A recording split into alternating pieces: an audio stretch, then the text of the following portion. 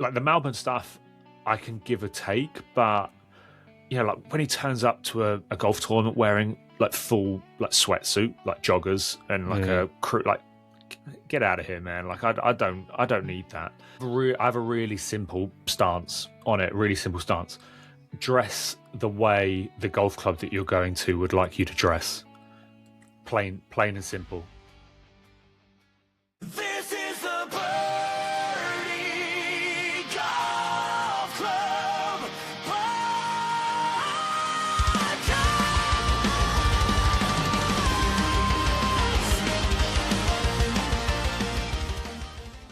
Hello and welcome back to another episode of the Birdie Golf Club Podcast. Coming up a little later, we've got a really enjoyable conversation that I had with Sam Jones, better known as the Golf Fashion Guy on Instagram and YouTube.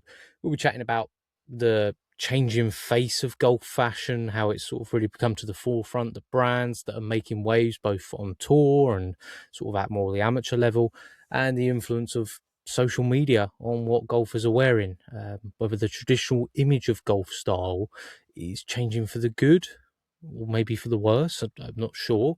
And if it's it's going to be a really great conversation. I'm looking forward to having it with him. So I hope you enjoy it as well. But before we do get to Sam, let's take a look back at another busy weekend across the world of golf with a little golfing roundup. We'll start on the PGA Tour, where one of the best stories of the season unfolded, really, didn't it, at the RBC Canadian Open. Bud Cooley finally got his hands on a PGA Tour trophy after years of setbacks, injuries, and very near misses. It's a win that feels like it's been a long time coming for Bud. Many golf fans will remember the serious car accident that threatened not only his career, but potentially his future in the game altogether. And to see him standing there with a PGA Tour title after everything that he's been through was a reminder of just how resilient professional golfers have to be, and Bud especially in that. So that was a huge congratulations to him. The victory secures his place in some huge events moving forward and gives us one of those genuinely feel-good moments of the season. In a sport where we're often talking about the biggest paydays or the biggest names, it was refreshing to see a player who's fought through so much just simply getting his reward and doing it in spectacular style as well. Over on the DP World Tour, Eugenio Chacarra continued what's become a very impressive season by winning the KLM Open. The Spaniard birdied the final hole. He edged his way ahead of the competition and claimed another significant victory. Chacarra has been one of the most interesting stories in world golf over the last couple of years. He's taken a different route through professional golf than many of his peers. He's now proven that he has the talent and he indeed has the temperament to compete and win consistently on one of the world's strongest tours. For European golf, it's another positive sign. We continue to see a new generation emerge, and Chacarra is quickly establishing himself as one of the names to watch for over the coming seasons, maybe even in with a Ryder Cup shout. Turning our attention to the women's game, there was plenty to talk about this week as well. The LPGA Tour delivered another reminder of the incredible depth of talent currently in women's golf. Jana Wilson and Gina Kim secured victory at the Dow Championship, with Wilson becoming the youngest winner in the history of the event. The team format, it's always interesting in golf, isn't it, to see it? And it brings a little something different. And it's great to see that young players continuing to break through and make their mark at the highest level.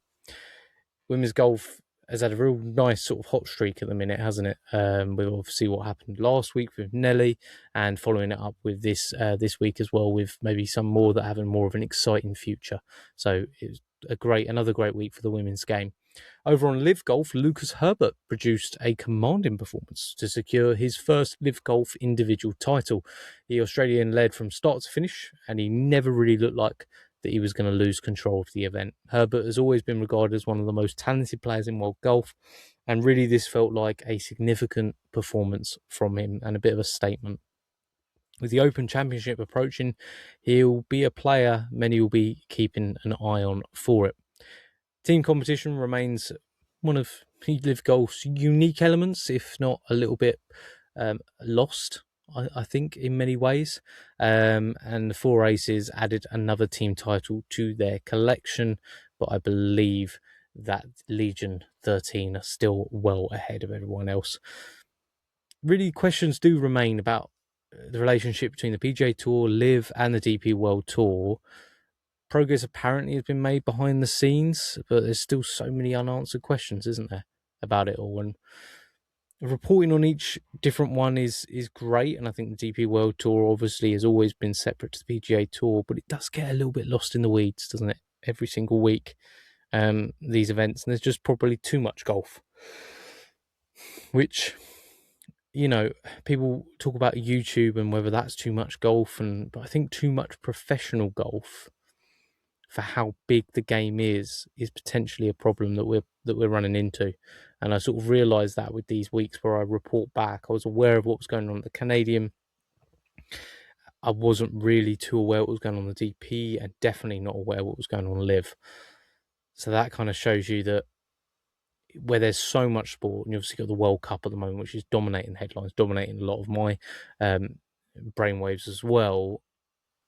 You just wonder, how does golf deal with that? Not an easy question to really ask, is it? So it was another fascinating week at golf. There's been plenty of intriguing storylines really developing as we move deeper into the heart of the season.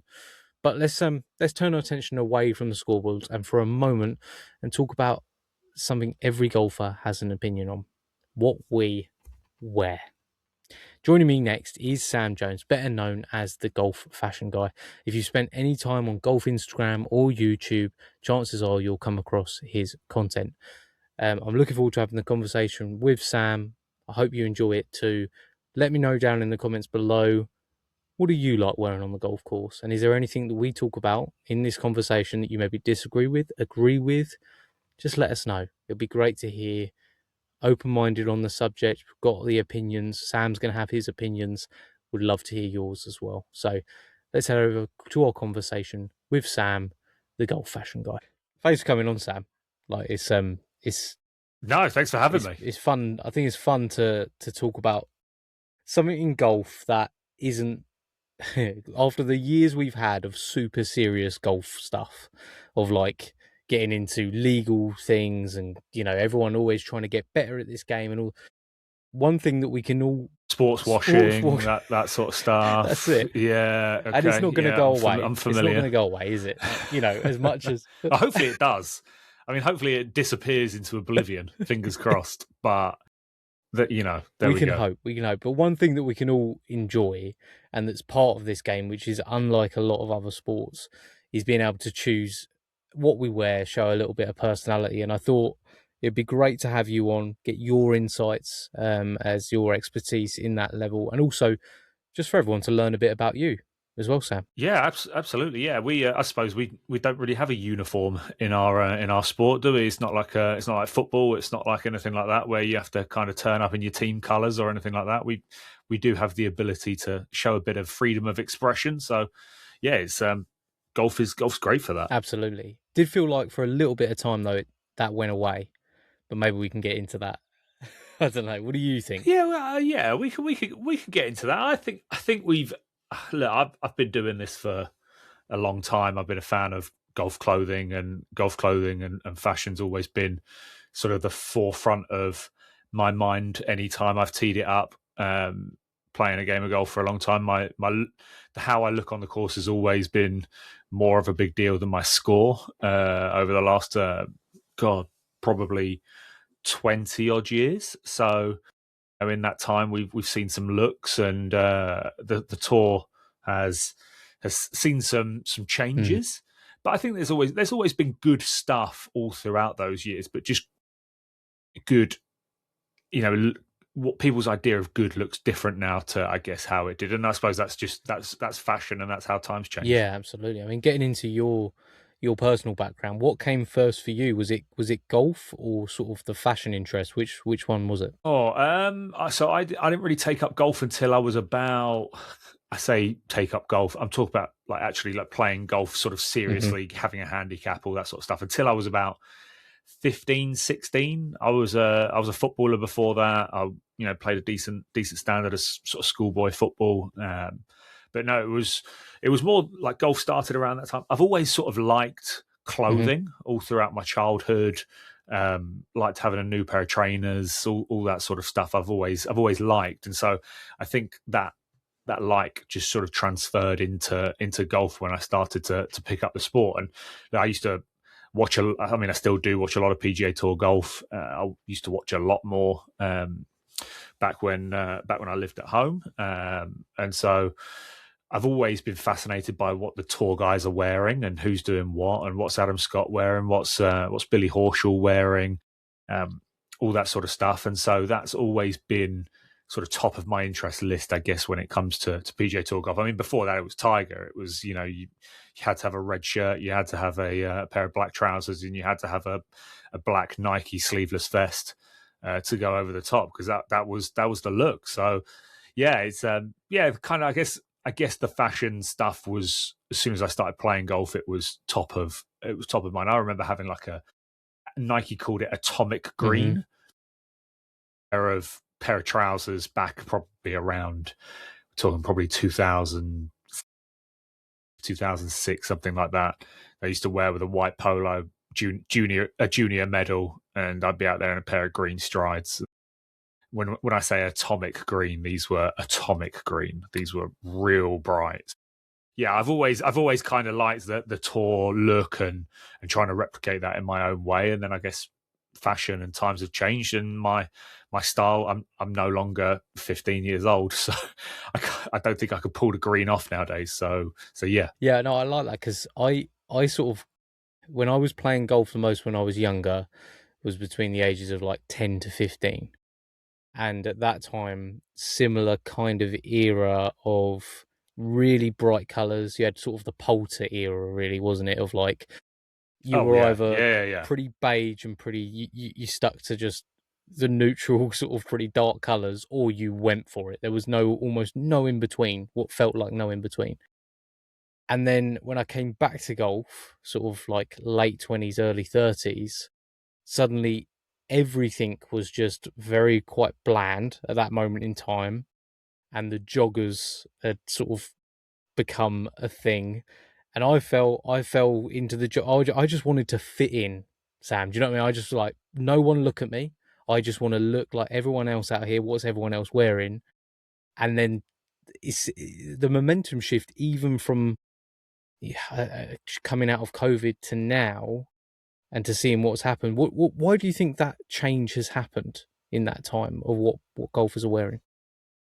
I just think we've got so many more people playing the sport than we ever have. So when you have more people, you have more ideas. You've got, brands are able to try a little bit more, be a little bit bolder, because you're selling to a bigger market now than you ever have done. So we've sort of, I think because of that, we've seen brands do a little bit more, and styles have changed, and just, I guess, like, just influences from outside of the sport coming into the sport, with all these different people playing and starting to pick up the game. You look at the influencers, not the influencers, you look at the celebrities now that are playing the sport, and the cultural impact that they have. And obviously the US is the biggest market, I think, I'd be right in saying, in the world for golf.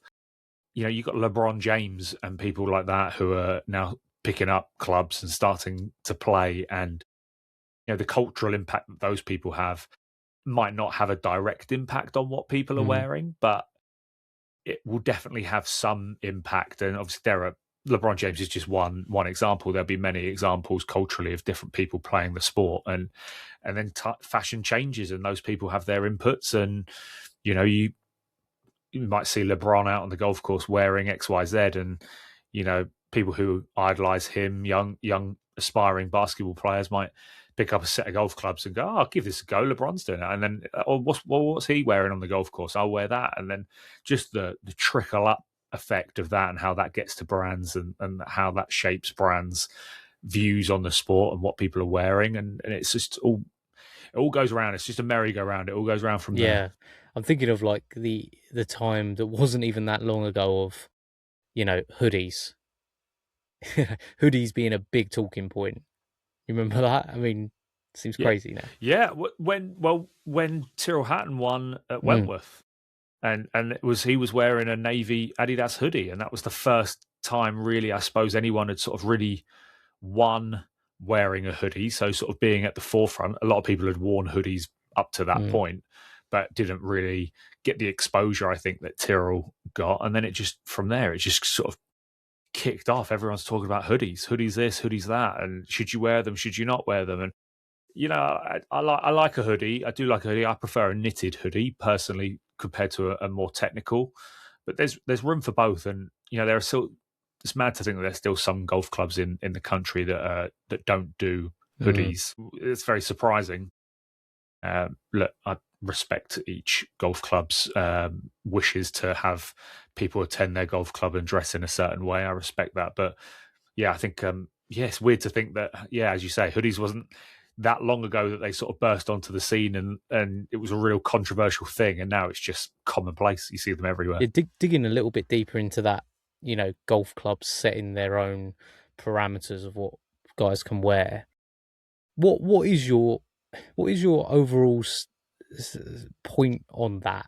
Because if I give, if I set the tone of what I think there's golf courses that deserve to be able to stick to the traditions that they've got for years because of the status of the course. And then I think there's public golf courses where grow the game, more people in. I do think there are limits to that still to hold to what golf is. But then I think there's this huge middle line of golf courses that sort of don't know really where they sit and set these parameters for dress code that sort of sit quite uncomfortably because of the people that may be coming through the door. What's your thoughts on it, Sam? I have a really simple stance on it. Really simple stance.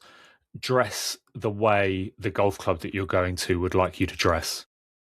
Plain and simple. If they have a dress code and that says no hoodies, don't rock up wearing a hoodie. If they have a dress code where with shorts you must wear white socks, wear white socks. Like, you're a guest of that golf club for the day, so respect the golf club's wishes to have you dress in a certain way. I'm really over the moaning about it and the can't believe we've still got dress codes in 2026. Like, basically going, can't believe we've still got standards in 2026. You know, dress code is a part of the sport. Like, it's just as much up there with having integrity. It's just as much as up there with, you know, all the skills that this game teaches you, respect and being quiet while someone else is playing, not walking on someone's line. That's when it's coming into contact with an individual. But when you're coming into the contact with the golf club itself, if the golf club doesn't want you to wear a hoodie, don't wear a hoodie. You're respecting the golf club's wishes. So that's my take on it. I love that there are still golf clubs that have rules like that. I mean, I was up in Scotland last week and had some food at Ely Golf Club. I didn't play, but they've got a great sort of 19th hole bar, well worth checking out, by the way, if anyone's in the Ely area and wants to go and have a beer. Very, very cool. Loads of TVs, golf on, perfect. But they still have a rule at their golf club that you've got to wear long socks with shorts. So you wear knee-high socks with shorts, and Royal Cinque Ports down on the Kent coast has the same rule. And it's like, do I like that? No. Like, if I wear shorts, do I want to wear low-top socks or crew socks? Of course. But if that's the rule at the golf club, then that's the rule that I'm going to abide by. If I don't want to abide by that rule, I'll wear trousers. Like, it's just one of those things. So I'm very much in the camp of, if a golf club has rules and they'd like people visiting to abide by those rules, then I think we can abide by those rules. In time, those rules might change. You know, if those golf clubs are seeing a decline in guests and they're seeing a decline in members bringing guests and all that sort of stuff, then they might change it if they look at it and go, well, actually, I mean, it is 2035. Like, should we still be making people wear, long socks with shorts? Hey, look, they've been doing it since 1890. They've been doing it. So it might not ever change. And for me, that's fine. It's a real long-winded way of me just saying that, I think golf clubs can let people... I think people can adhere to the rules of each individual golf club and just appreciate them for what they are. No, I think your point is great on that, to be honest, and one maybe I didn't take into account as much. I sort of wonder though sometimes whether they don't set out. I completely agree with you. If I'm going to a golf course, I will check the website beforehand, see what Mhm. your dress code is, and go with that. There are some though where their dress code isn't quite as clear, and then you get that sense, which is the worst. That's the worst feeling for any golfer when you turn up and you feel like you stand out like a sore thumb. And for those golf courses, just make it clear. That's all people are asking, I think. Yeah, man, the feeling of walking on when you're walking on Mm, eggshells, that's just the worst. Like, but that's also where I would almost go. Almost err on the side of mm, caution if I feel like I mean I hate that. It's like changing shoes in the car park at golf clubs that they don't let you. Like some golf clubs don't really care. Some golf clubs. I had a friend of mine the other day who was pulled at his golf club by a committee member. He was in the car park, just literally rocked up, was just going to go out, play a quick nine, get home, and didn't really want to go into the clubhouse and go into the changing rooms and change his shoes and leave his shoes in there, and then have to go in there and get them afterwards. The golf club might be mm. shut, so on and so forth. And yeah, he's had someone pull him in the car park for changing his shoes. Now, like that stuff is for me worse than a dress code thing, but just the idea of walking on eggshells around golf clubs. I've been to some very fortunate enough to have been to some very nice golf clubs, and in my time, and I can still be dressed absolutely immaculately head to toe the dress code that they require, and I still walk around sort of a bit on edge. Am I allowed in this room? Am I not Yeah, allowed in yeah. that room? That sort of thing. But yeah, I think always err on the side of caution if you can. But I just want to avoid that eggshell Yeah. feeling. I just don't like it. And I think, like you said, it's part of the traditions of this game, and it's unlike any other game. I remember being young and sort of dressing up for golf, and there was that kind of like feeling like this is so different. This is such a different thing to what I'm used to doing for anything else, and there's a great enjoyment in that. And we are in danger of losing that if we go completely on the flip side and suddenly everyone's in jeans and whatever they want to do. Like, I'm really against the jeans debate.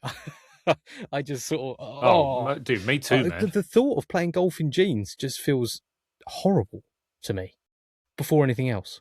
Yeah, I was for a start like range of motion. Just you're going to crouch down to line up a putt in a pair of jeans. Like, oh, you need a little Yeah. stretch. I know some jeans have stretch Yeah. nowadays, but still, I remember being I was at a golf club in Sweden a few years ago, and I was on a putting green with a friend of mine, and there was a chap who walked to the first tee, golf clubs on his back, in a black t-shirt and like dark blue sort of washed Mhm. jeans, and a pair of like Air Max trainers, not like golf shoes, Air Max, just Air Max trainers. And you just sort of turned to my friend who was a member at the club that we were at, and I was like, is that normal? He said, yeah, just you wear what you want. This is a nice club as well. Like, this golf course is great, like always great condition, like really fun golf Mm. course, like members type golf course. But yeah, you can wear what you want, but they still find there that they still have people. Majority of people will dress as a golfer to go and play golf. You won't see people in a t-shirt and jeans and just any run-of-the-mill trainers. That you don't see that often, but they're allowed to do it, which I think is mad, but good to still see. I guess that people still dress as a golfer to go and play. I guess that kind of gets into sort of a lot of the stuff that you're into in the sort of fashion side of things. These clothes have been made for a golfer. Like there's like R&D departments that spend a lot of money researching what's the best materials and everything like that, best fabrics to be able to do it.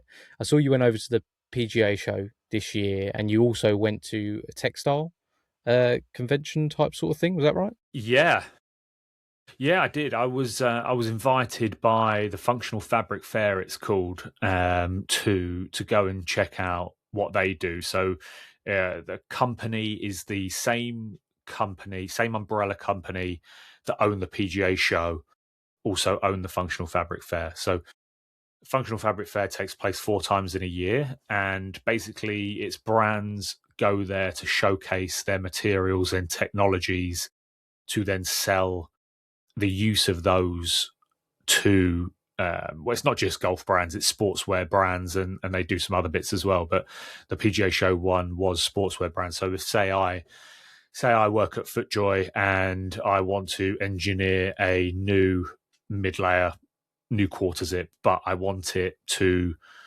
do XYZ, I would then go to that functional fabric fair, have a little look around at the different booths there and talk to a few different people about materials and, learn a little bit more about the technologies that go into each garment and how it all sort of comes together to then make what that person at FootJoy had in mind for a mid layer. So it's kind of really it's the brands behind the brands, if that makes sense. So you think of like I think like Galvin Green and like Pertex.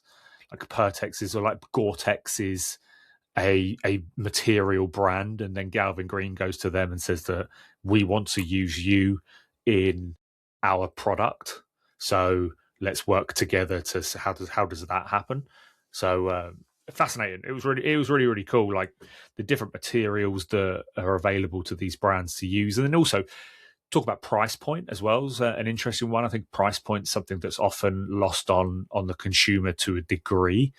You see a £200 mid layer that's got insulation in it, and £200 is a lot of money. And to some people, £200 is a lot of money. To some people, it isn't. Just the world that we live in. But I think when you go and look at the technology that goes into some of these materials that make up those £200 pieces, like brands aren't just making any run-of-the-mill rubbish, sticking a hefty price tag on it and saying, well, this is our brand, we're just expensive.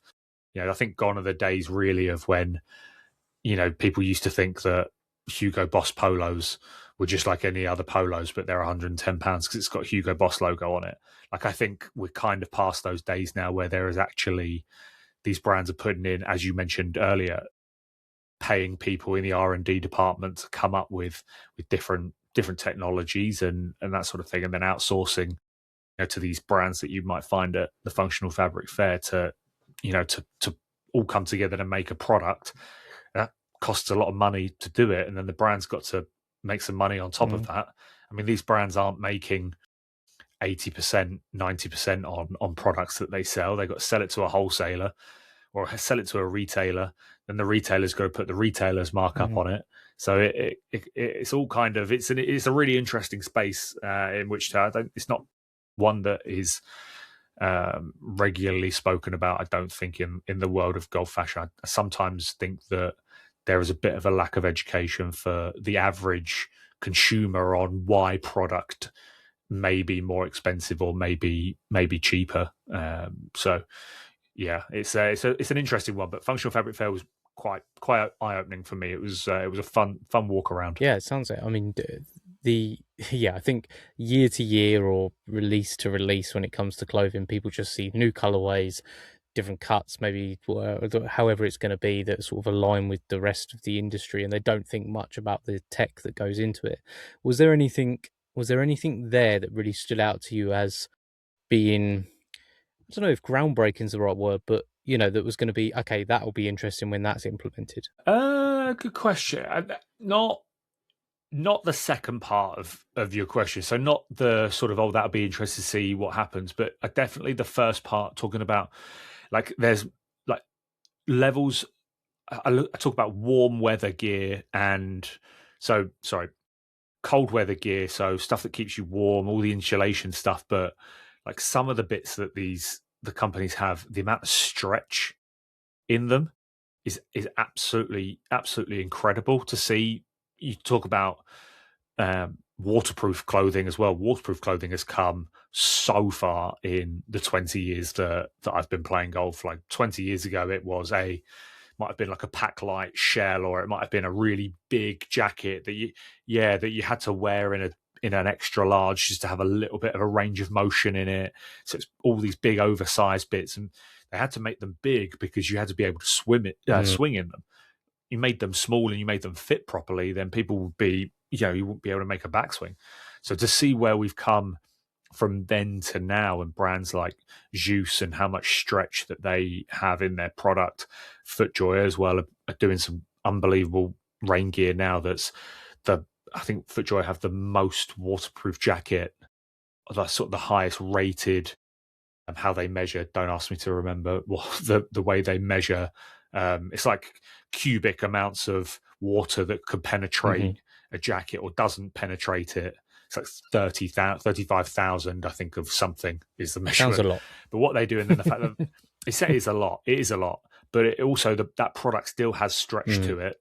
And then same with Galvin Green as well. Like Galvin Green, for me, like the Pack Light jacket when that first came out was pretty groundbreaking, just like a shell jacket, but didn't really have any stretch. But now they're putting a ton of stretch into their products as well. So it really is fascinating now to sort of see, and that's where you go to these fairs and you see more of that being available to the brands, and you see, you know, the insulation side of things and how warm, like you'll put a bit of this warm fabric on your hand and take it away, and all of a sudden your hands feels cold where you've had this stuff on it, and that's, so it's that's the stuff. Not so much of, you didn't really see many things that I thought, well, as soon as someone uses that's going to be incredible, but just to see the scale of what's on offer for these brands to use was fascinating, and those technologies. Yeah, to pick up on one of the things you said there about the oversized, and that was the reason why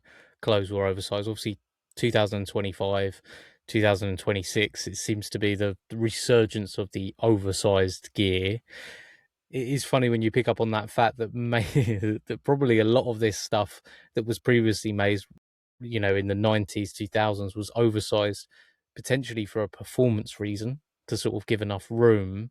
But yet now we're seeing it come back for pretty much purely fashion reasons, really. There's nothing, because performance gear has come on so far, there's no reason for that sort of movement. Do you view that as something that's going to stick around? Or is that just, again, part of fashion and the constant moving of it? I think it's the constant moving of it. I don't think in 5 to 8 years' time we'll have.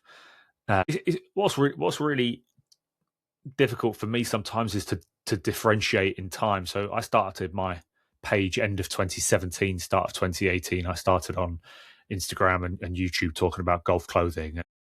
You know, a massive talking point back then was Ricky Fowler wearing an untucked shirt to play in the Kapalua event at the start of the season, and that was like, whoa! Like Ricky Fowler's wearing like a button-down shirt to play golf. This is mad. Never seen anything like this.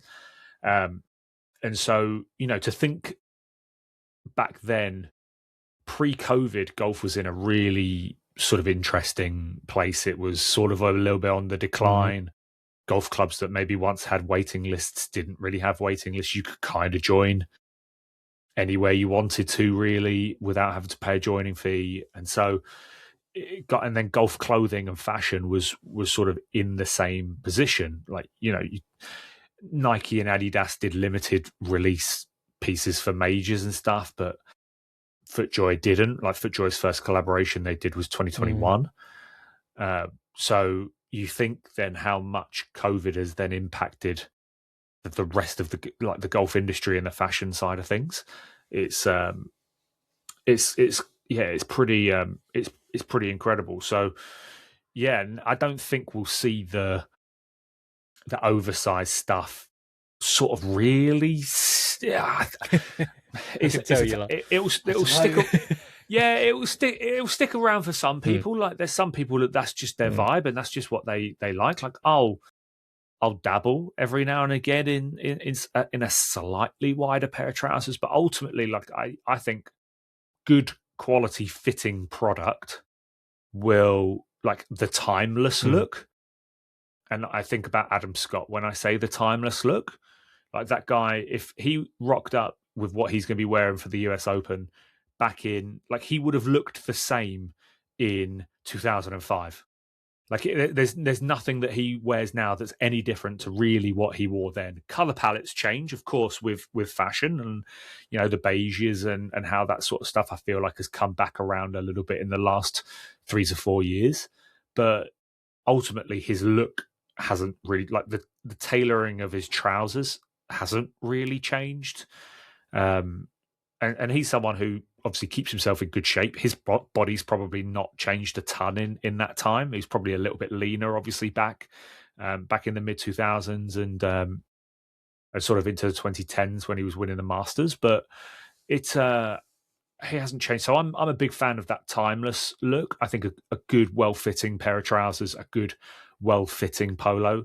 When I say well-fitting, that's not skin tight, that's not oversized, that's somewhere slightly in the middle.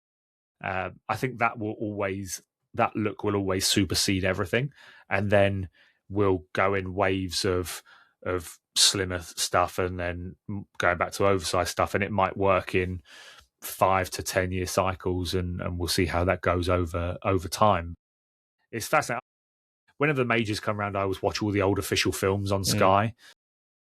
And you go back to like a 2006 US Open at Winged Foot, one of my favorites.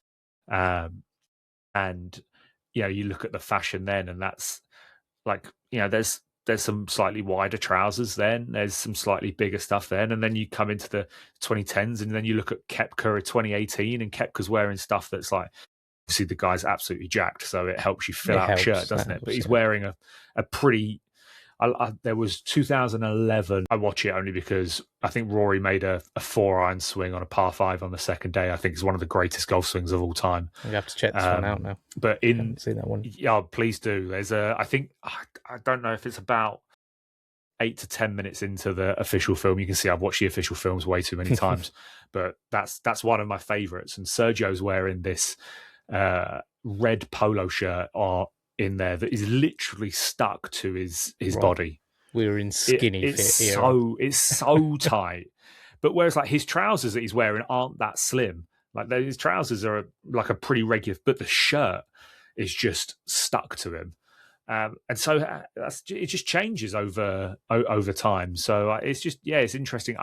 It'll stick around for some people, but I think the slim stuff might come back in for others, and it'll ebb and flow. But for me, if you're looking for a style tip, I guess I think the more timeless stuff is always where, personally for me, I like to sort of stay in that lane. Yeah, 2011. I'm thinking that was like prime Under Armour sort of like era, wasn't it? Where everyone was just like wearing the what they called the body gear and base layer, like they got cold gear and all that. That was cold gear, heat gear. That was it. Yeah. So that was probably very that familiar era, wasn't it? Of just like, let's just put on a second skin and go and play golf, which it's a look. It's a look. It's definitely a look. Will it come round again? Yeah, Hopefully that was that's the set. Yeah, the base layer with the polo shirt over the top of the base layer was definitely a vibe around that time for sure. Well, that's when like base layers popped off, and what I love. Obviously, I've got some very good friends at Under Armour. I'm a big fan of the brand and the people there. But to have like an item of clothing basically named after your brand is insane, isn't it? Like a base layer was known as an Under Armour. Like you went out to buy an Under Armour. That's what it was. I find as marketing is unbelievable that they were able to sort of have all the stars align and that come into place. Yeah, I remember everyone wanted one. Like, if you were at school and you went to PE and you didn't have one, then you felt really left out. It's like, well, your performance is going to drop significantly now because you don't have one. Yeah, you're going to be cold, my friend. Or you're going to be too cold. Hot. Either one of the two. You can't win. You need both. Well, there you go. Yeah, one of the two. Yeah, absolutely. It's funny how that's sort of subsided now, and the mid layer has become more of a focal. So we've sort of, from a polo shirt where we used to add a layer underneath it, we're now adding a layer on top of it, and how that's again changed over time. I don't think a base layer will come back and be as prominent. I mean, obviously we live in the UK, so I wear the absolute nuts off of my base layers in the winter. Like, I'm not even stepping on a golf course without one on. Absolutely, yeah. But I don't think they'll have the popularity that they maybe once did through the early 2010s. No, I can't quite see that coming around, but who knows? I was guessing from earlier, and a little bit from your posts that I don't think I'm maybe spoiling anything, that you're an Adam Scott admirer. Yeah, Would that be fair? Absolutely. He's always been an inspiration for me with outfits and putting outfits together, and obviously beautiful human being, beautiful golf swing first and foremost. And yeah, I've always throughout time liked the way he dressed, from Burberry days through to Aquascutum days, through to obviously now Uniqlo, and the fact that he is a FootJoy guy as well. Loves a classic golf shoe, which sort of runs parallel with my train of thought as well. So yeah, he's definitely someone who's been an inspiration for me, definitely fashion wise. Is there anyone else on tour that you look at and maybe admire the kind of what they do? I'm thinking of the ones that maybe step out a little bit and sort of try some different things. What's your feelings on someone like Jason Day? What do you think about what he does with Malbon? Jason Day's a really interesting one, and I, it seems like nowadays you if you say anything that's not overwhelmingly positive about Malbon and Jason Day, people come down on you as if you don't know what you're talking about. Which, yeah, it's fine for people to have their takes. But he was with Adidas for a long time. He was then with Nike for a while, and like they had some pieces there that I'm sure he could have put some more aesthetically pleasing outfits together back then. And it just seems like he joined Malbon, and then all of a sudden he's just like been anointed like the fashion god. Right. Which kind of is, I just like, when you talk about Adam Scott's like looked insane across like 3 different brands, like always dressed well. And I look at someone like that as having style. Like I don't, Jason Day, obviously he looks great in some of the stuff that he wears, like some of them, like the Malbon stuff I can give a take. Like when he turns up to a golf tournament wearing like full like sweatsuit, like joggers and like a crew, like get out of here, man. Like I don't need that. But then like some of the other gear that he wears as well, some of the outfits that he wears, I'm like, dude, that's nice. I look at that and go, yeah, where can I get one of those polos, or where can I get those trousers? So there's other times he looks sensational, and obviously Malbon do a fantastic job of covering all bases with what they do, not just golf clothing, but stuff you can wear off the golf course. And obviously the sweatsuit stuff, they wanted to make Jason Day wear that, so it gains a bit of attention and they get a few more eyeballs on the brand, and it helps them sell more of their lifestyle clothing, which fantastic marketing. Stephen and Erica at Malbon know 100% what they're doing when it comes to marketing. But I like the guys who have always consistently looked great throughout all of time. So Billy Horschel is one. Yeah. I know he's a one brand kind of guy. He's sort of always throughout his time on tour. I think he came on tour 2011. He has always worn Ralph Lauren and always looked fantastic doing so. You look at someone like Justin Thomas. He obviously at Ralph Lauren, then at Grayson, now sort of doing his own thing. Always looks fantastic out on the golf course with what he's wearing. So there are guys who've done it for a long time, who've looked good for a long time. They're the guys I sort of like. They might dabble with a few different bits every now and again, but ultimately just some really clean, well fitted, good looking products. Like what JT wore with the Grayson jumper at the PGA Championship.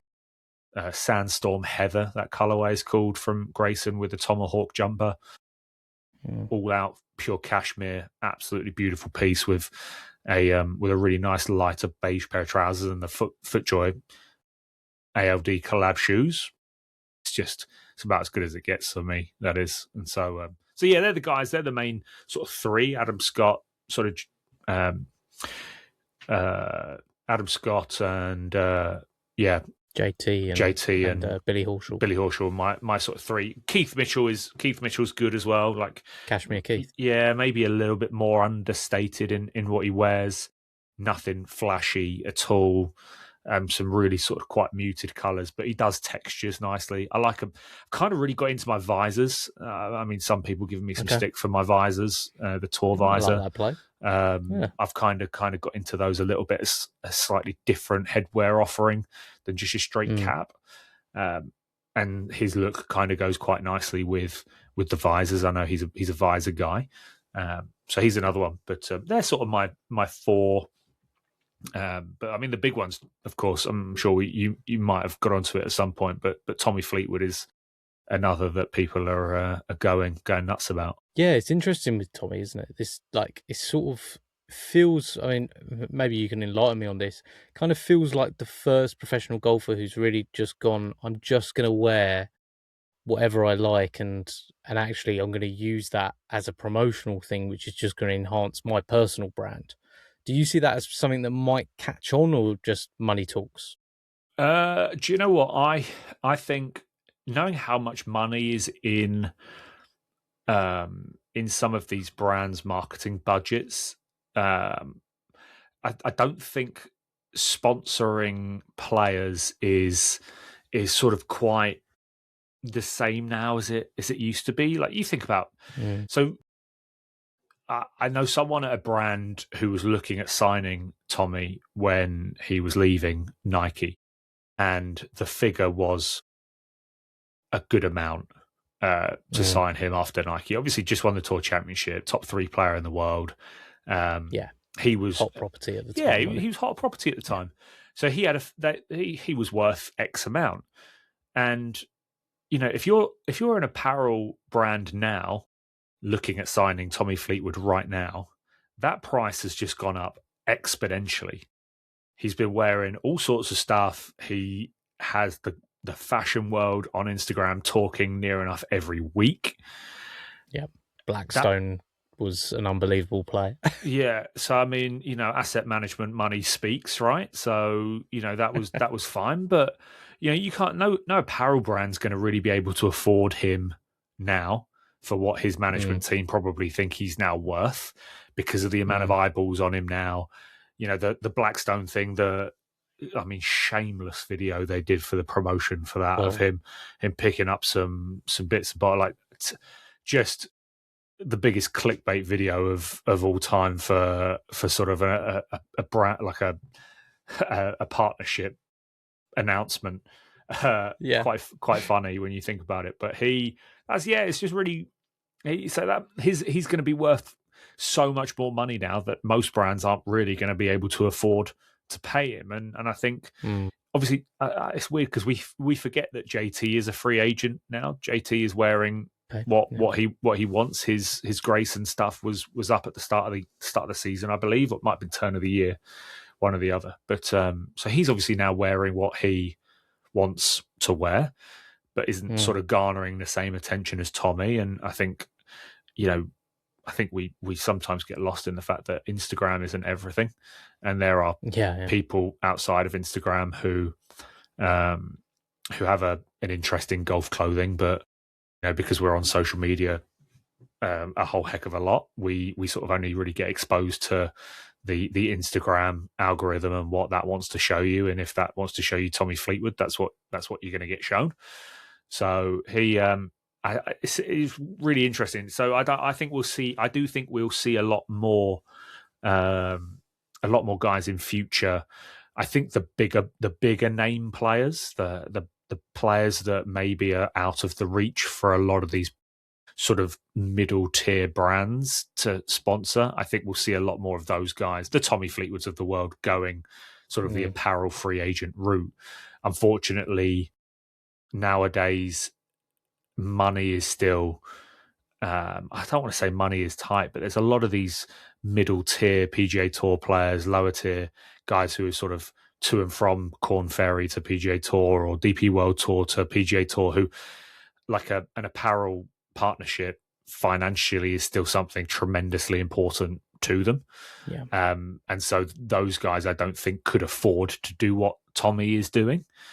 And so I think there's going to be like a really interesting middle ground as to, you'll still have rank and file guys who are, Peter Millar players, FootJoy players, brands like that. But then you'll also have people like Tommy Fleetwood, like Justin Thomas, maybe say like a Colin Morikawa if he was to leave Adidas, who might go down the route of, I'm just going to sort of wear what I want. I've got so many millions in the bank. What's $100,000 a year or $200,000 a year or £4 million a year to wear XYZ product, when I'd actually quite like to see what else is out there and go down that route. But they'll probably find, in the Tommy case, that he's almost priced himself out of the market by garnering the attention that he has. It's interesting you mentioned Colin Morikawa there. I remember from, it was Full Swing season 1, I think, the first one that they'd done, where they showed him going into an Adidas meeting and he was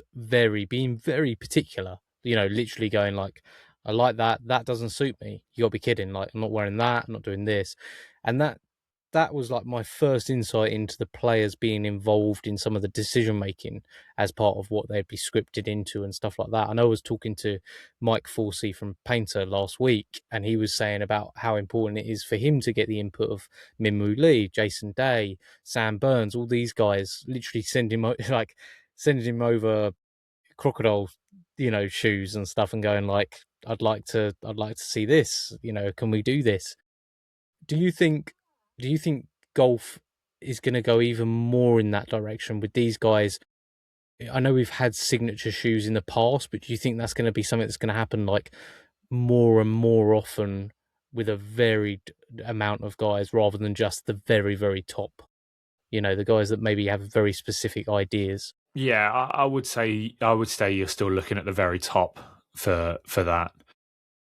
I think it's you really, in order to have someone have a sort of a signature model, that name has to sell product. And I love the Painter guys. Firstly, Mike Forsey and Mike Glancy there, who do an absolutely awesome job with that company, and even Dave Painter before them. It's I really like the guys there. They've got some fantastic product. You may have already seen from the wonderful display behind me that I have partnered with Painter as the official footwear sponsor of the Birdie Golf Club podcast, and I am so happy to have done that. Painter golf shoes are incredibly comfortable, first and foremost. Take it from me, I am fussy, and I've got funny feet as well. And the Painter golf shoes fit me perfectly and are extremely comfortable, but also they are just full of tech to be able to empower you to play the best golf possible. Painter believe in walking the course, and as somebody that enjoys conversations, enjoys the environment of golf, walking the course is the best way to do that, and you get to fully experience golf as it was intended. You can't do that if you're not in comfortable footwear. Painter are giving you the ability to do that week in, week out, round in, round out. So head over to paintergolf.co.uk and make sure to use the code Birdie Golf Club Podcast, and that will get you 15% off these selected collections. And they're one of the best collections available anyway. Speed Classic, the Jason Day inspired and helped create golf shoe.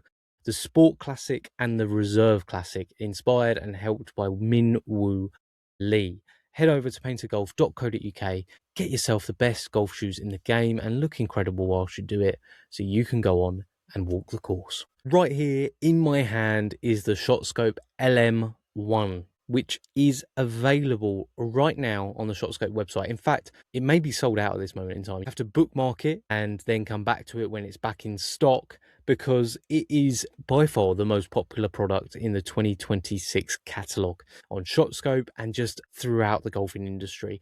And the reason being, this product here is a launch monitor that is £200 and it is super accurate. I literally took shipment of mine and took it straight to my practice area and was hitting shots, getting accurate feedback, which also links to the app, which is subscription free. It's very exciting. I feel like it's going to level up my practice this year, and I want it to level up your practice as well. So make sure, if you haven't already, bookmark the page, get ready for when it is back in stock. It may be back in stock right now when you're listening to this. Shotscope.com, make sure you pick up the LM1. You can use the code Birdie Golf Club across all the other products on the Shotscope website, but the LM1 is not included in the Birdie Golf Club 15% discount. But you know what? I don't care. I want you guys to get this. £200 is incredible value. It's £199, and it will transform your practice. And if you want to pick up a watch, a rangefinder, whatever it may be, they're the best products in the golfing market when it comes to golf tech. Head over, get your ShotScope products, get the LM1, level up your game this year, and do it with ShotScope, who empower golfers. They're a golfer first company. Let's head back to the episode. But for me, like, Minwoo Lee's not not making me buy a golf shoe, or not making me take interest in a golf shoe. That's I obviously only speak for myself on that. There may be many other people in the golf industry who might see Painter and Minwoo Lee and go, God, if Minwoo Lee's wearing them, I've got to wear them, and that's fine. Like he just doesn't move the needle for me like that.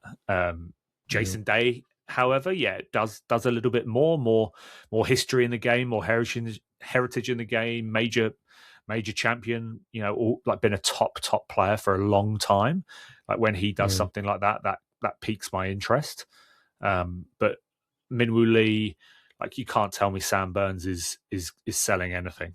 Like, I mean, no disrespect to Sam Burns. Again, top player, Ryder Cup player.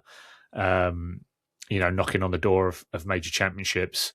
I'm sure he will grab one at some point in his career, but he's not getting my juices going when it comes to a footwear release or anything like that. So I do think it will remain the very top guys, the guys who get all the TV time, the Rorys, the Schefflers, the Xanders. Even Xander, actually, to be fair. I just said Xander there, and I don't know if anyone's bought a golf shoe because Xander wears it. Yeah, maybe that's Sam, go on. Yeah, maybe that's wrong.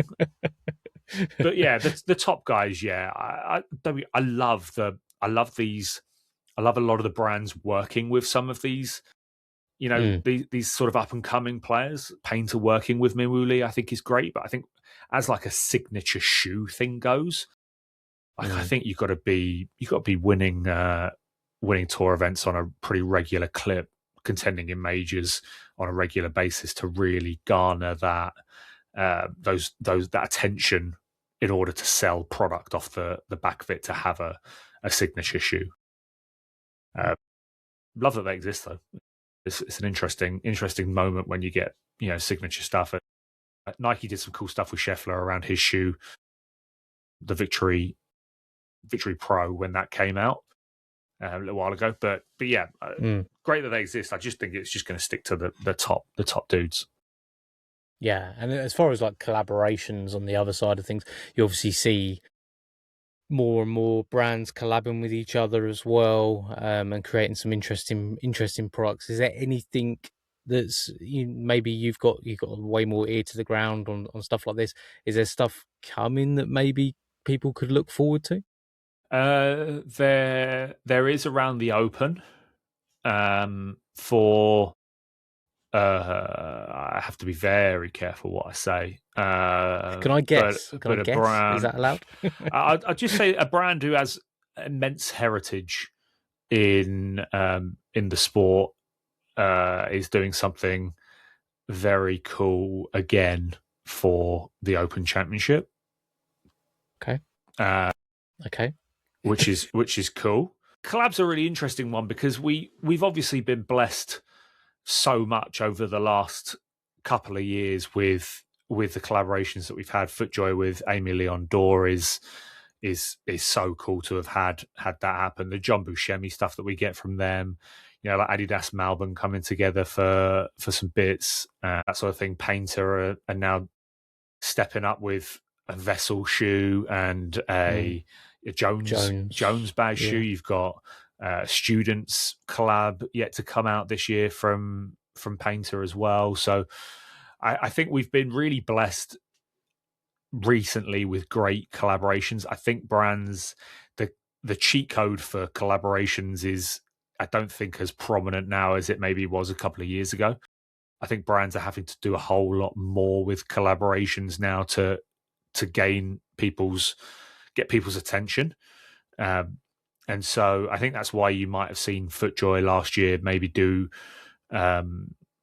fewer collaborations and like bring their Legends series out that sort of was their own design team doing their own stuff, because it's you have to mix it up. These brands do. I don't think they can rely on the same collaborators and the collaborations as a concept to sell product anymore. I think the consumers kind of gotten a little used to it.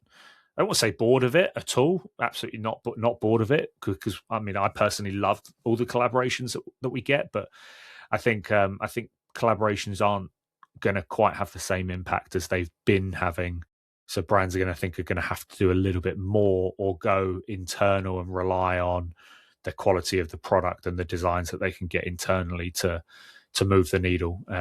Of course, like big brand collaboration partners will still do well, but I think I don't think they're going to be as prevalent in the next sort of 2 to 3 years, maybe, as we've had in the last couple of years. I mean, the last couple of years, it just seems like every big release, whether it be clothing collection, capsule collection, or footwear piece, has been two brands coming together for it. I think we're almost running out of two brands. Who are two brands we could, like, who's another brand that we could work with if we're XYZ brand? So yeah. They'll be like, well, we did that like 3 years ago. Oh yeah, we did do that 3 years ago. That's a problem. Yeah, I was wondering why that guy's email address is in my phone. I thought that email address popped looked up straight away. Yeah, I thought the email address looked familiar. So yeah, but I mean, they're great, but I don't know if we'll see as many in the coming years as we've had over the last sort of 5 years, I suppose, since COVID. No, that makes sense. I've got two closing sort of questions for you, Sab. One of them being, as someone that always likes to see different things happening in golf fashion and sort of almost get ideas of what I would like to wear, whether I go to that brand or find it elsewhere or whatever it may be. Are there any sort of smaller brands that are emerging at the moment that you look at and think, I really like what they're doing, and that could be of interest to people? Yeah, unfortunately for us in the UK, that's some US brands, which is unfortunately always the way. Quiet Golf always get a mention from me. Diego and the guys at Quiet Golf do an absolutely tremendous job. The designs are timeless. The look is timeless. The color palettes that they choose are fantastic. So they are definitely one. They have a store out in Costa Mesa in California that I was fortunate enough to pay them a visit last year. Had a little look around the store. The merchant level of detail, the merchandising, everything that goes into putting that store together is first class. Need to give them a mention. Aid are probably not as small now as maybe they would have been if we'd had this conversation a couple of years ago. I mean, the diversity in their product is off the charts. Nobody, I'm going to go as far as saying nobody, and I'm thinking of lots of brands in my head now, but nobody has the diversity of product that McCade do. They genuinely offer everything now, and to have come as far as they've come in the last 3 to 4 years as they have done is quite remarkable. And again, fantastic people at the brand. The brand, they're all golfers. It's not a massive team. They're all golfers. They make golf fashion products for golfers. This is not people coming in from other sports or fashion or whatever and sort of giving golf a go. This is golfers for golfers, which I think is really cool. Not a lot of people know that about them as a brand. I think people really need to pay attention to Uniqlo as well, because the price point is so good, and I'm not going to say that the product is as good as a McCade polo shirt that's £85 from you, and Uniqlo's is £24.90, and I'm not going to say it's as good because it isn't, but for that money is incredible what you can get. Really great basics, really great timeless looks. Like if you just want a real clean fit, you can go to Uniqlo, you can spend less than £100 and get a pair of trousers, a polo shirt, and a belt, and call it a day. I think that's really, really, really, people need to take note of that. Places like Marks and Spencers now as well, by the way, for the UK folk. M&S have got some really great, maybe not called golf stuff in their store. You won't walk into an M&S and see a golf section, but you'll walk into M&S and see technical polo shirts, 4-way stretch. You'll see trousers that look a lot like Lululemon trousers. So for the UK folk, that's definitely worth checking out. They do a pair of trousers that's about £39. I think I did a post. If you want to have a mindless task of scrolling back through my Instagram, you'll find an M&S pair of trousers on there that I did a reel of, but they were fantastic value for money, very stretchy, very nice, decent enough quality for the price that you pay. So yeah, I think maybe three or four brands there that are sort of, if you want that US preppy style look, then it's Quiet Golf are the one for you. If you want a brand that's going to do everything and do everything incredibly well, I think McCade are a fantastic brand to go to for that. And then if you want decent quality and you don't want to pay £85 for a polo shirt, you don't want to pay £110 for a pair of trousers, then look at for the UK folk, Uniqlo and Marks and Spencers, and you're well on your way. Yeah, no, I love that. They're great suggestions. I think thinking outside the box as well with the Marks and Spencer's call is nice for people, because I think sometimes they'll get in their heads a little bit of it has to be from a very specific golf-centric thing and almost actively avoid. I guess like a little spin-off question from what you were talking about specifically with McCade as well there and with Quiet Golf.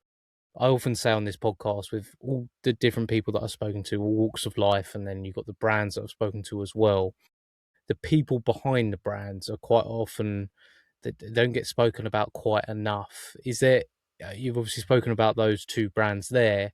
Is there any of the brands that you've dealt with where you feel like the spotlight just hasn't been shone enough on the people behind that brand? And is there people in particular that come to mind similar to that of McCade and Quiet Golf that you spoke of earlier? Without giving it loads of thought, I'll say that pretty much all the brands that I deal with, and that sounds like a real cop-out answer, but like the truth in it is that you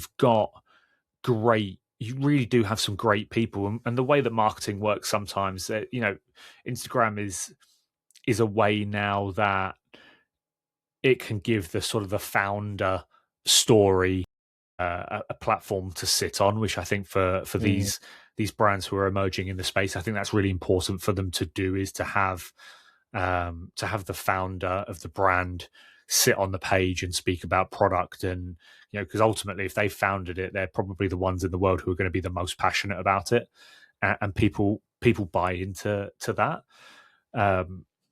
But I mean, brands, I was lucky enough to be in Baltimore with Under Armour in November last year, to spend time with the people there. Everyone is awesome, really love their golf, really fun to deal with. Like, I had a really fun few days getting to know the team, the people at the brand, how passionate they are about the brand and the products.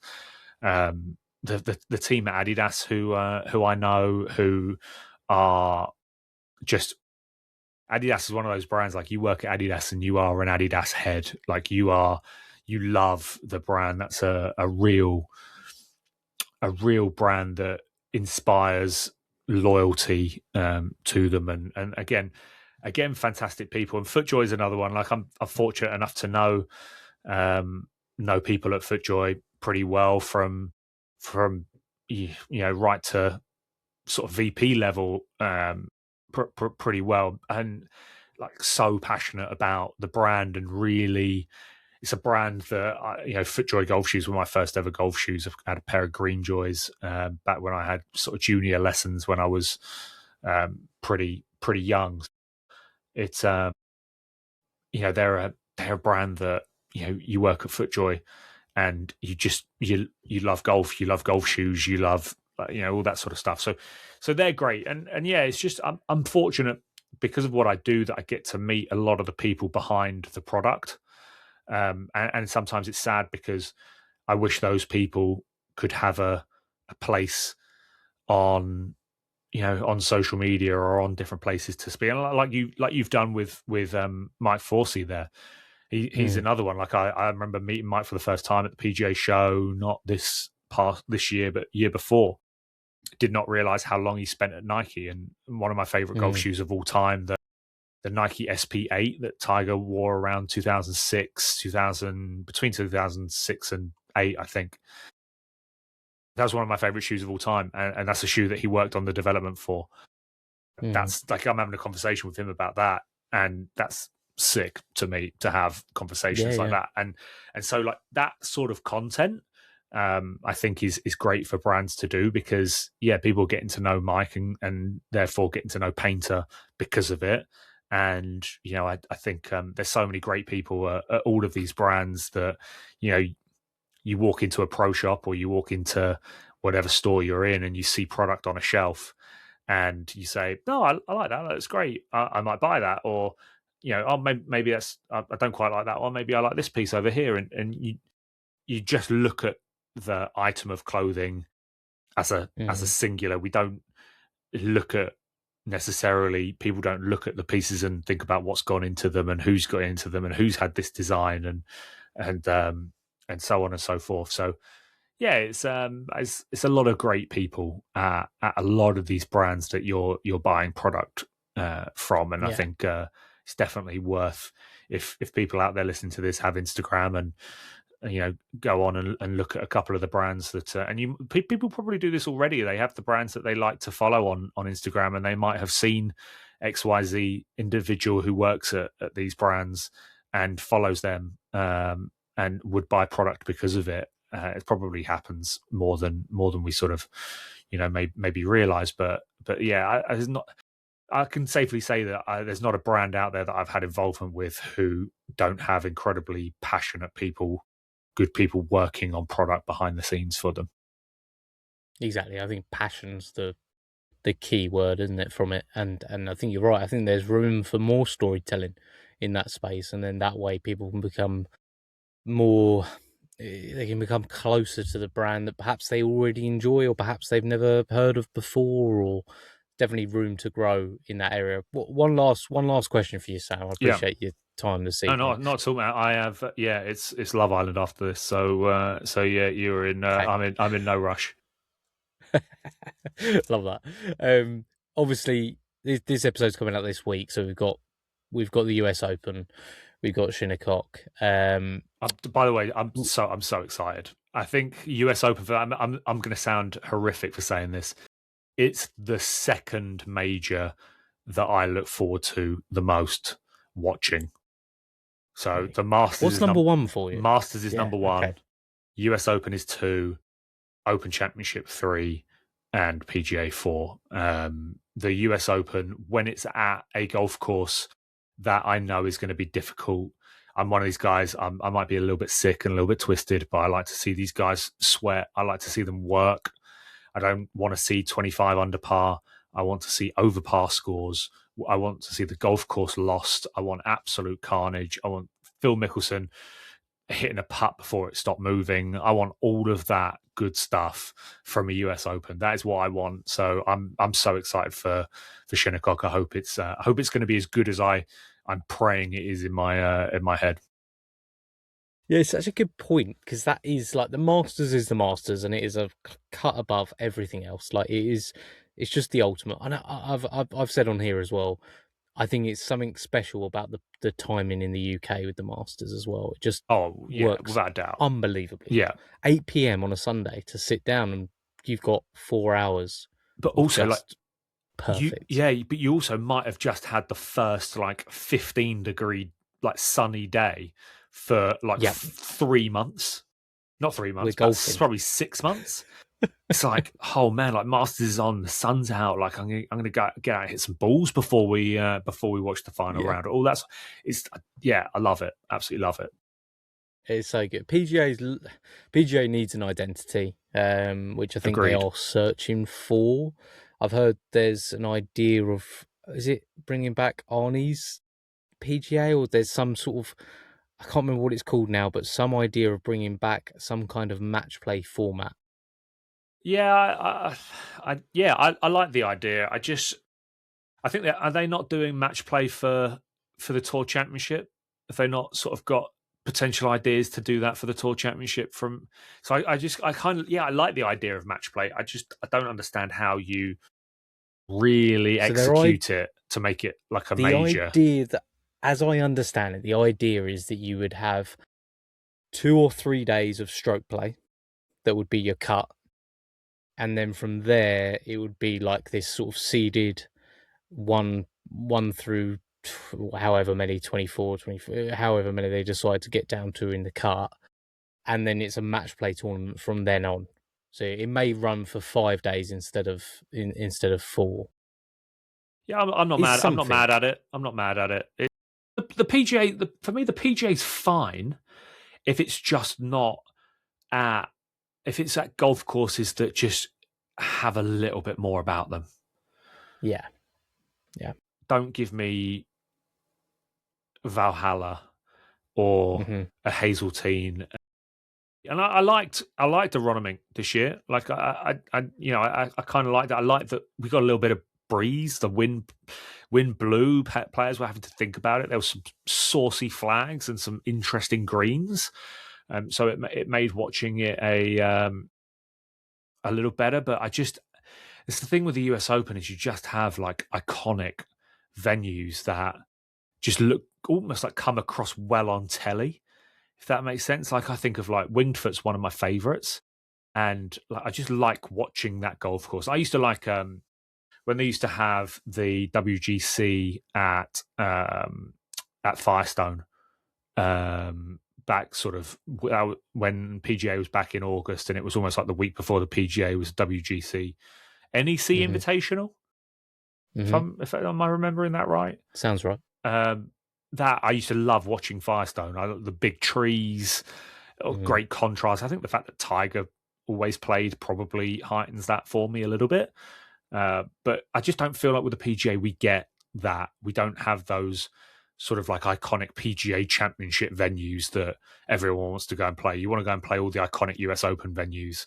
Same with the Open Championship in the UK. Like everyone wants to go and play that rota. I mean, that's just as good as it gets from a golf course perspective in the UK. So it's an interesting one. I'm not mad at the match play idea.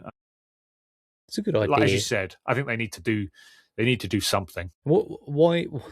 I have to ask the question. Why is I don't necessarily disagree with you. Why is US Open ahead of the Open? I just, as I sort of briefly mentioned earlier, I just like seeing them struggle. Like I just really like, the fact that, that par is a good score for them. I kind of like that.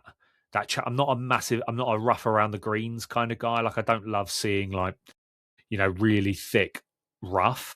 I like seeing all these runoffs and slopes, and you can't miss it in these spots. And if you miss a fairway by a long way and you're in absolute hay, then I enjoy that. Like I'm sick of these guys playing easier golf courses really than we get to play, because they've got someone that always finds their golf ball for them. And that's the sort of stuff like I want them to sort of suffer a little bit. I don't feel like these guys are too good and they get too easy for too many weeks of the year that I just like to see them sweating a little bit. And I like to see, for me, on coverage, when someone hits a putt and then it's just like, oh my God, that's going off the green. Oh my God, that's not.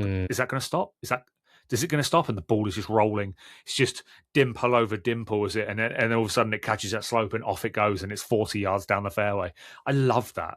That's like jeopardy for these guys. It's like, you better hit a good putt. Otherwise, you're hitting a 40-yard pitch shot back up the hill.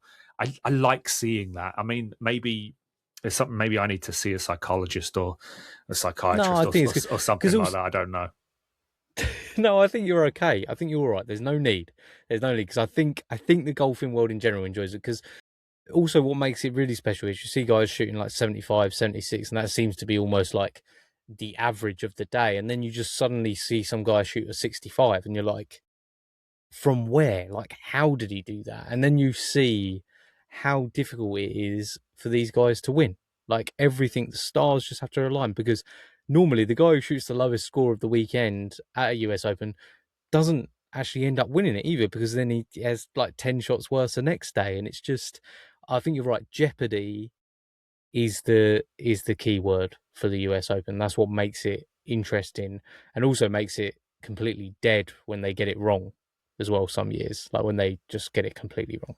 Yeah, I just, the idea that someone could go out on a Saturday morning and, you get slightly softer greens and maybe a slightly more receptive golf course, and the fairway's not as fiery as it might be at 3:00 in the afternoon, and someone manages to skip round in 5 under and moves themselves up from the cut line up to, within maybe 1 or 2 of the lead, or even leading like that. And then then knowing that the players are going to go out in the afternoon, and then they're going to have to go, maybe the breeze is going to pick up. And I think also the fact that the time of the day that it's on, when we get an East Coast major for us people in the UK, I think, you Perfect. go about your day, get your day done, maybe go and play golf in the morning or something, get back, 2-3 o'clock comes around, early coverage, bosh, sit yourself down. That's it for the evening. I think maybe that's one of the things that, as a drawback for me for the Open, is just that it's on during the middle of the day. And it's just like, if you want to watch it, don't get me wrong, first day of the Open, I'm actually there this year, which I'm looking forward to at Birkdale. We're there with Scottsdale Golf, which is going to be really, really fun.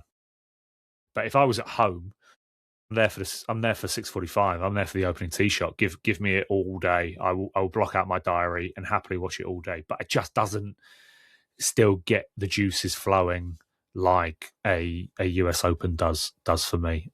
Which, yeah, feel bad saying that somewhat, but yeah, just love watching it. Oh, nothing hits better than watching golf whilst, I know it's going to sound bad, but slightly snoozing as well. Do you know when you like just get comfy in the chair? If Peter Alice is on coverage, I am snoozing. Like back when he used to do the Open stuff, and when the BMW PGA was on BBC back in the day, and you got Peter Alice on there, I would just, dude, I'm ready for a nap when that guy starts talking. Just where's my pillow? Where's the nearest pillow? Get me involved. It's just there's just something about it. There's just something about it. Like you said, time of year. Like, obviously, US Open comes a little bit later for us. Obviously, it's a bit more warm, and but it's just good. Yeah, I think you're right. I've always sort of worried about putting the Open behind the US Open because of the fact it's here, and it's exciting to have all the best players here. But viewing, let's face it, golf is always best to watch. Like the live experience of golf, being there is obviously amazing for the atmosphere. But to actually sit back and watch golf, TV is by far the best way of doing it. The only way that you could get me to go to a Ryder Cup is if I had some sort of insane hospitality tickets. I'm just not going otherwise, because I want to watch it on the telly. Like I want to be able to see everything. Atmosphere is one thing. Like I actually enjoy watching golf and golf shots and stuff like that. And so, for me, yeah, you would never catch me at a Ryder Cup unless I've been invited and I was attending for like a brand thing or whatever, hospitality. That's when I would attend, but I would never go out of my way to go and attend a Ryder Cup, because I just don't think you get to see enough golf. Like 4 groups come through in the morning, 4 groups come through in the afternoon on a Friday. It's not. Sunday's a little better because there's a little bit more going on, I think. But still, it's absolutely mobbed everywhere. I love it. I love it when you rock up at the BMW PGA Championship on a Thursday morning, first thing in the morning, and you go and follow like the first or second group, and there's no one out there. But it's just me, and I'm watching these guys just compile a round of golf, and that's one of the things that I think is very underrated when viewing golf. And it's one thing I say to absolutely everyone who's like, oh, what should I do when I go to the PGA Championship? I'm like, get there first thing in the morning, go and find yourselves the first or second group of the day. There might be 2 guys, 3 guys who you've never heard of. Just watch them for 18 holes and watch how they put a score together, because you'll see some pretty terrible shots. You'll see some great shots, and you'll see them probably pop it round in 1 or 2 under par, and you might go, how's he done that? He didn't look like he would. But these guys, and that's where these guys are so good. That's one of the top pieces of advice I can give to anyone. That's any golf competition for that matter. Go and follow one of these groups that aren't the top guys playing at the top of their games, who's got a 5-6 deep crowd. You can hardly see anything. Trying to move from one spot to another is a nightmare. Go and follow the guys who are really grinding for it, trying to really make a paycheck, and you'll see some interesting stuff. It's good, very good. Highly recommend. I love that. Top tip from Sam, everyone. That's what you do. I'm going to try and get to I've never been to BMW. I'm going to try and get there this year.